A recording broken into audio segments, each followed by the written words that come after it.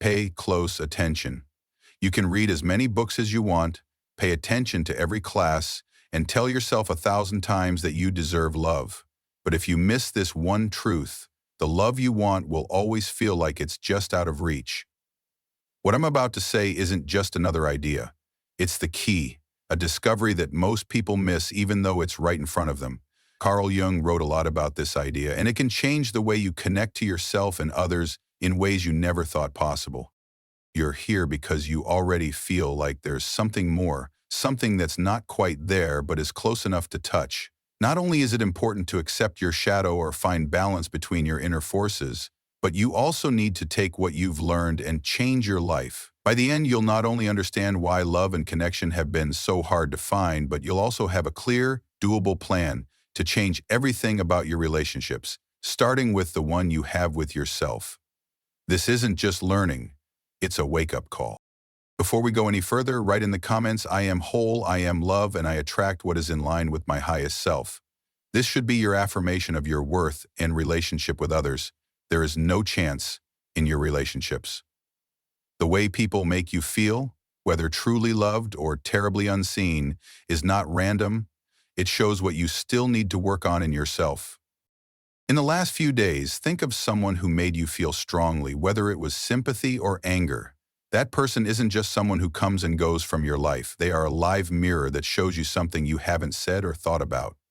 You might be pulled to people who make you feel insecure, or you might turn away people who show traits you've long denied about yourself. Today you're going to learn how to clearly read that mirror. Until you do, you will keep looking for love in the wrong places, trying to find balance in someone else instead of yourself. Why does this person act this way is never the right question. What you should ask is, what part of myself does this person show me? This is where the relationship mirror is your most useful tool. It's not just about the other person when they make you feel strongly emotionally.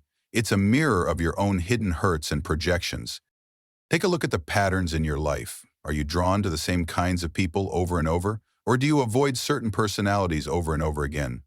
The things that draw you in and keep you away are not mistakes, they are signs. They show you what is still missing from your inner world. What do I see in them that I have not fully expressed within myself? If you really admire someone, you might be drawn to their confidence because you've spent your whole life hiding your own. Maybe seeing how brave they are makes you want to break free from the limits you put on yourself. Now, think about what makes you angry in other people. What is it about them that bothers you? Could it be that you don't like things about them that you don't like about yourself? Something about confidence might make you mad because you know you've fought with it in the past, but instead of admitting it, you hid it behind a mask of humility. At this level of self-exploration, you have to be honest. You may have to look at yourself in ways you have dodged for years. But in that awareness, healing begins, and the search for outward validation starts to dissolve. Most of the time, the people who push you the most are also the ones who teach you the most. The one who bothers you beyond words might be showing you the very thing within yourself that needs healing. No one crosses your path by accident. Every difficult relationship, every emotional trigger holds a lesson if you are ready to see it. And just as others reflect you, you are also a mirror for them.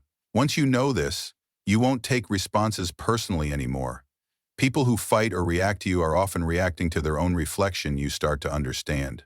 What you do instead of fighting resistance with more resistance is become aware of it. It's not enough for this work to just find patterns, it needs to break them and make something new out of them. Being aware is not enough to change things. Once you realize that a tough relationship is reflecting a part of you that isn't fully integrated, the real work starts.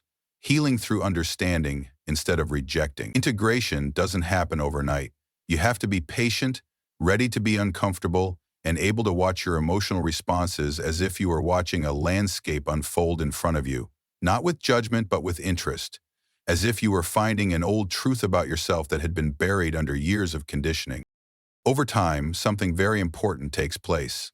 You start to feel less frustrated, angry, or longing for the people who used to make you feel those things.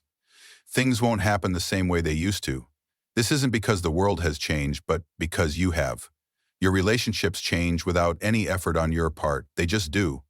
You will no longer unknowingly be drawn to people who show your wounds. Instead, you will be drawn to people who show your health.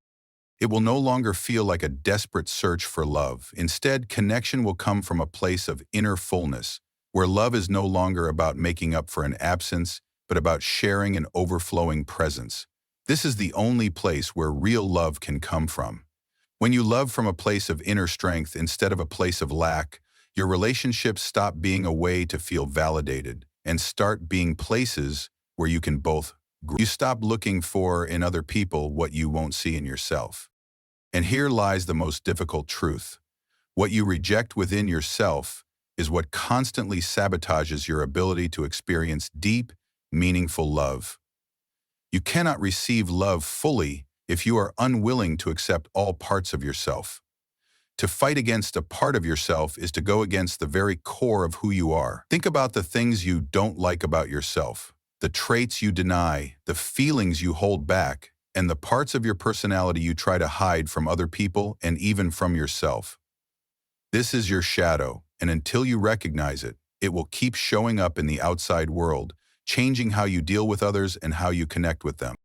If you get angry when other people are arrogant, could it be that you're afraid of being seen as arrogant yourself? If you're always in relationships that make you feel small, it could be because you haven't claimed your own power yet. Life will reflect it back to you through other people more and more, making you face it over and over again until you can integrate it. The shadow is more than just the things you think are bad about yourself. It also holds your secret strengths, like the power, creativity, and confidence you've buried for years. When you reject any part of who you are, you break your being and build an invisible wall between you and the deep relationship you want. When you accept everything about yourself, though, love stops being something you look for in other people. You become love. From that point on, connecting stops being a need and starts being a statement of truth. There is no longer any need to look for something outside of yourself. All that's left is to share, grow, and experience.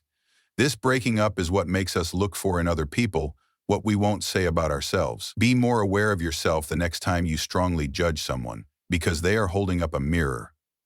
The thing about another person that bothers you the most is probably the same thing that bothers you a lot in yourself. Pay close attention to your biggest responses. They hold the most valuable information for you. You might judge people who are vulnerable because you're afraid of being too soft, or you might criticize people who want more because you haven't given yourself permission to do so yet. You fight against yourself what you fight against others. The same is true for attraction. We are drawn to people who have traits we have denied ourselves.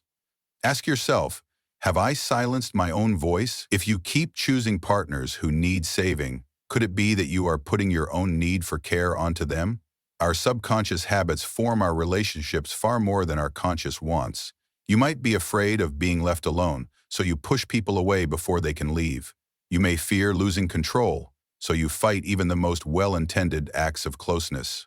These things are not happening by chance. They are defenses your unconscious mind has made to keep a hurt part of you safe, but by doing that, they keep you stuck in loops of being cut off. When you stop looking for love in other people and start finding the love that has always been inside you, you will start to heal. The connections that used to feel like battlegrounds will now feel like safe havens. You'll find that love has never been about finding the right person, and the love you used to chase will become a natural part of who you are. To embrace your shadow is to start a process of being completely honest with yourself. It takes courage, the desire to see what has long remained hidden, not with shame but with curiosity. The first step is easy but important. Look at yourself without judging yourself. If you really don't like how someone acts, stop and ask yourself, where does this exist within me? This is not an act of self-blame, it is an act of self-discovery. The emotions that make you feel the most are signs from your mind that show you parts of yourself that you haven't fully accepted yet. Integration isn't about getting rid of these parts, it's about taking them back. Fear of being judged may have kept you from being creative. Start expressing it in places where you feel safe. If being open scares you, give yourself small chances to be honest with people you trust. The parts of you that you have pushed down are not weak, they are sources of power that you have not yet used. As you recognize them and bring them back into your life, they stop trying to hurt you from the dark and start to help you. They add depth and character to your life. One powerful exercise is to write your shadow a letter and talk to it as if it were an old friend. Acknowledge the ways it has tried to protect you, even when it was being harmful. Say thank you for the lessons it has taught you, and make a promise to work with it instead of against it. This piece has a deep paradox. When you accept your darkness, you become lighter. Owning up to your flaws makes you whole, and it's being whole that lets you connect with others. Love doesn't grow between perfect people, but between people who have fully accepted themselves, light and shadow alike. Not every relationship is meant to be easy. Some are meant to change you. If you are ready to look for it, every fight, every loss, and every happy moment has a lesson inside it. If you keep having the same relationship problems, like feeling alone, abandoned, or not good enough, it's because an old wound hasn't been fixed. If you're always looking for safety in other people, it's because you don't feel safe inside. You will keep getting relationships with people who have the same unsolved issues as you until you realize this. Love is not a place you get to. It's a path that helps you learn more about yourself. If you only see love as a way to be happy, you're missing the point of it all. Love is like a mirror. It shows you the most accurate picture of who you are and what you can become. It will show you your darkest fears, your secret insecurities, and your unfulfilled wishes. Each person you meet has a lesson to teach you, and the pattern will keep happening until you learn it. Even if the people change, the experience stays the same. Take a look at your love life. Do you see a pattern? Are you attracted to people who can't give you what you want, or are you always the one who has to save the day? There is no chance in these designs. They are guiding lights that show you what you need to work on inside. Psychology tells us that how we learn to accept love as kids affects how we feel about love as adults. If love was unpredictable, if care was given and taken away without warning, then inconsistency will feel normal, even if it hurts. The first step to changing these unconscious habits is to become aware of them. To love someone, it's not enough to find someone who makes you happy. Happiness is a lovely side result of love, but that's not why it exists. It helps you see parts of yourself that you might not have found on your own. There's more to love than just being with the right person. You have to learn how to love deeply and bravely. When there is disagreement, the question that should never be asked is who is right, but what does this show about me? If your partner's simple word makes you respond in an unfair way, take a closer look. There is something more going on than meets the eye. If you want to be in charge all the time, ask yourself if this is a way to protect yourself from an old fear of being left alone. These times, though uncomfortable, are gifts for those who are willing to grow. Even interest serves as a guide. If you want someone else's confidence, it could mean that you haven't fully claimed your own yet. If you like someone's work, it could be because you too have an artist inside you waiting to be shown. People who really draw you in aren't just chance. They're signs of your untapped potential. And when you lose love or your heart breaks, it may feel like the end, but it's really just the beginning. When your heart breaks, your soul is trying to tell you to look inside, learn, and change. The pain is real, but so is the chance. You can get closer to the love you've been looking for, the love that has always been inside you, every time a relationship ends. When a partnership stops, you have a choice. You can blame the other person and keep doing the same things, or you can look at yourself and ask, what is this teaching me? Everything will depend on the road you choose right now, including whether experience makes you stronger or smarter. When you stop looking for approval from other people and start using your relationships as windows to learn more about yourself, you start to grow. In its purest form, love is not about being perfect. It is about changing. The best relationships aren't the ones that try to avoid strife. They're the ones that use it to grow. Every problem, every uncomfortable feeling is a chance to learn more about yourself and get past old limits. In a strange way, happiness comes naturally when you see love as a way to grow as a person instead of a way to escape loneliness. You're not looking for the perfect partner to make you whole anymore. Instead, you work on being whole yourself, which makes room for a relationship based on honesty instead of dependence. When you ask yourself, why do I keep choosing this kind of person, instead of why do I always end up with the same kind of person, you make a shift that gives you back your power. When you get married, you stop being a silent partner in your love life, and start building your relationships. It's not about blaming yourself when you take responsibility for your choices. It's about getting back the power to make the relationships you really want. To be truly self-aware in love, you have to be willing to face hard facts, break down deeply ingrained stories, and let go of identities that no longer serve you. This process isn't always easy, but the benefits are huge. Relationships that show your growth instead of your hurts, love that comes from freedom instead of need, and a strong sense of who you are that stays the same, whether you're with someone or by yourself. You don't just end up in relationships, they're the result of unconscious habits that will stay with you until you understand them and change them. It's not a mistake if you keep getting into relationships that make you feel bad. This is a sign that something inside you needs to be healed and recognized. Being honest, your mind is always looking for things that are familiar, even if those things are painful. If love in your past was linked to being inconsistent or being criticized, you may be drawn to relationships that have those same qualities. You might spend your adult relationships looking for approval if it wasn't easy to find. You might think that love needs to be won instead of just given. The patterns you keep going through are not curses, they are maps that show you where you need to heal.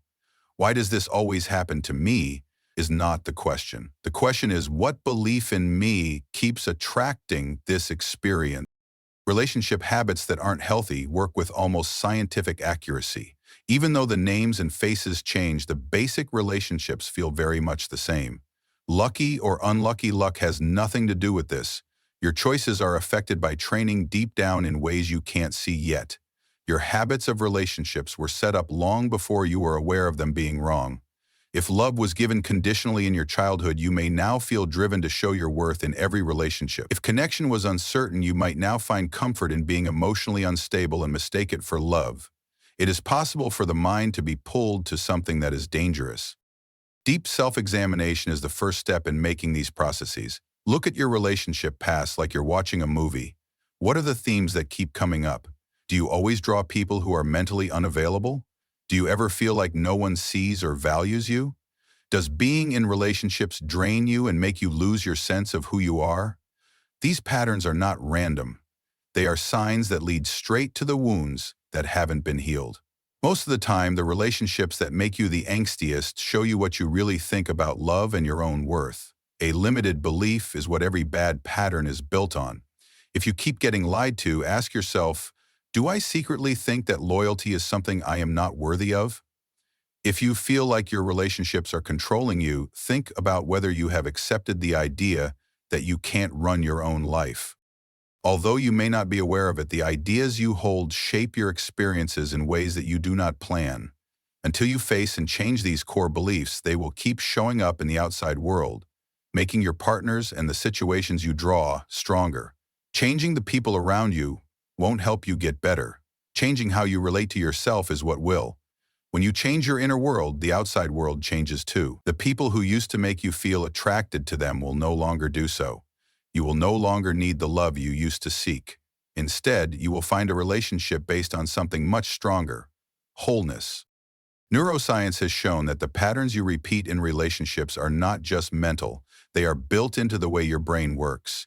Your brain builds stronger neural pathways every time you respond the same way. This keeps you stuck in the same loops. To break free, you need more than just grit.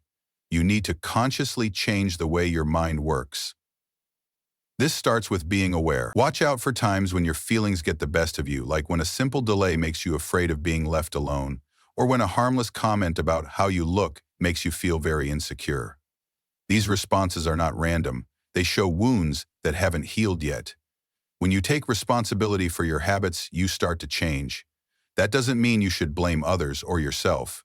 It just means you need to realize that you are a part of your love life. In this, you are an active player. You will stay stuck in the same loops as long as you think those cycles are caused by fate or other people's acts. But everything changes when you take responsibility for your experience. You stop being a victim and start making things consciously.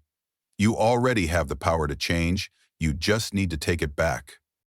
To break these habits, you need to work on your body. Toxic attraction often feels like a thrilling and enticing mix of chaos and comfort. The nervous system thinks that energy and connection are the same thing, and that uncertainty is love. Feelings of urgency, mental hunger, and a rush of adrenaline are all physical signs that you need to pay attention to before they become mindless choices. These are not signs of love. They show that the same thing is happening over and over again. On the other hand, real relationship feels solid, grounded, and wide. At first, it feels strange and even uncomfortable because it's not the same as the chaos your nervous system has learned to associate with love. Setting limits, both with other people and with yourself, is one of the most powerful changes you can make. If being in a relationship makes you lose who you are, make routines that help you remember who you are.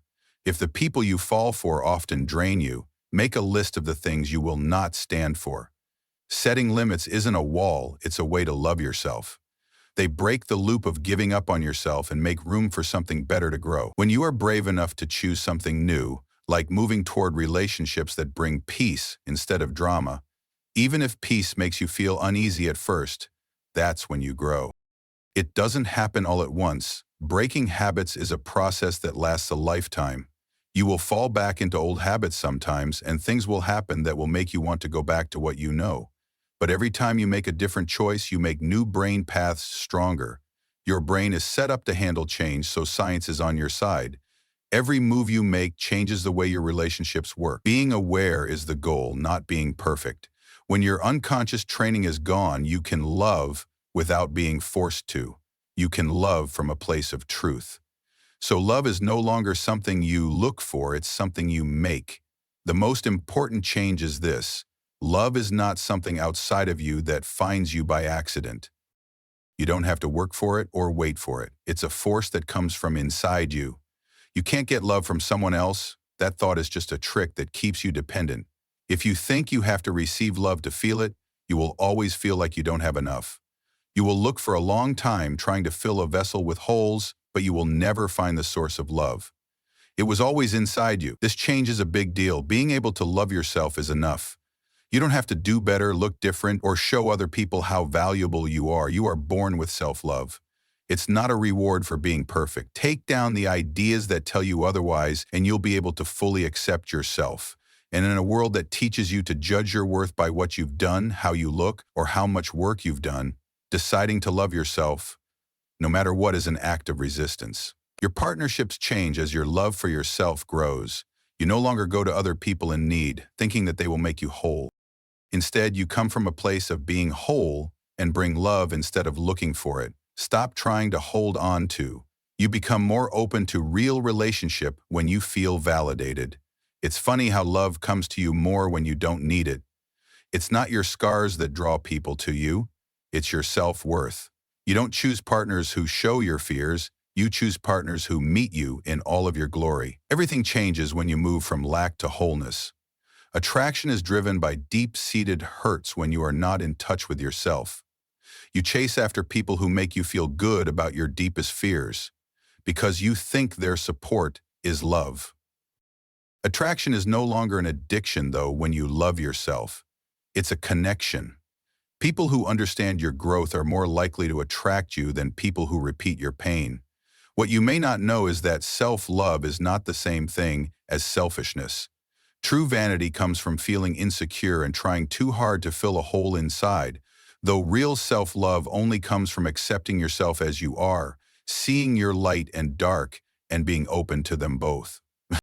Conscious self-compassion is a simple exercise that can change your life. When feelings like fear, shame, or loneliness come up, don't push them down or fight them. Hold them like you would a scared child instead. Show them you understand. This is the practice of fully accepting yourself, and it's what real love is built on. You don't get to love, you choose it every time. It will get harder some days, old wounds will reopen, and self-doubt will start to creep in. But each time you return to love, you make it easier for yourself to live from it. Finally, there is a paradox. When you stop looking for love elsewhere, you find that it has always been there for you. It's like a fish that has been moving in the water the whole time but doesn't know it. Love is not something you look for, it's something you know. It's not something you have to chase, it's something you are. Over the years, wise people and mystics have said this: love is not something you do, it is something you are. Love stops being a goal and starts being an expression when you live from this truth. It comes from you and touches everything and everyone that comes your way. You stop looking for love to fill you up. You become love itself. When you get to this point, your relationships aren't about making each other whole. They're about growing together. This is the change and the secret. You'll never see love the same way again after seeing it. Share this story with someone who needs to hear it if it speaks to you. Subscribe and turn on the warning bell if you want to keep reading about this journey of change. Remember that you make love, not find it. The process of making love starts right now. Thanks for being a part of this. Until the next time.